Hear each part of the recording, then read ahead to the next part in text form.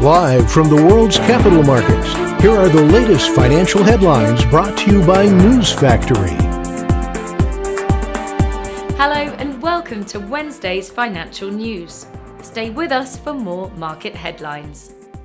The dollar-yen pair made a minor downwards correction in the last session, dropping 0.2%. The Williams indicator is giving a negative signal. The Bitcoin-dollar pair dropped 7.1% in the last session, after rising as much as 1.1% during the session.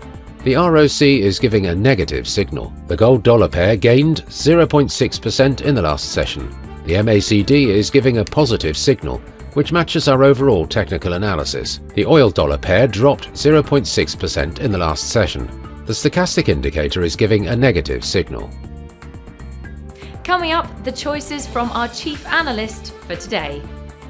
Oil prices fell for a second straight day as pledges by China to transform its economy amid stuttering growth since the COVID pandemic failed to impress investors concerned about slower consumption. The dollar edged down against a basket of currencies after data showed US services industry growth eased, and as investors braced for a busy week that includes a European Central Bank rate decision, congressional testimony from Federal Reserve Chair Jerome Powell, and US jobs data. Bitcoin has hit an all-time high, less than 2 years after the collapse of the crypto exchange FTX severely damaged faith in digital currencies and sent prices plunging.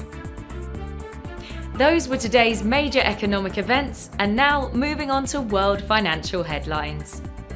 Japan's foreign bond investment will be released at 23:50 GMT. The US jolts job openings at 1500 hours GMT.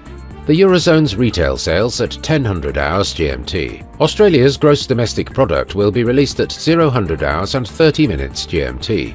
The US ADP employment change at 13:15 GMT. Germany's trade balance at 0700 hours GMT. We hope that you've enjoyed Wednesday's market outlook.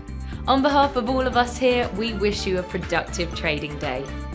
Be sure to join us tomorrow morning for the latest news and events from the financial markets.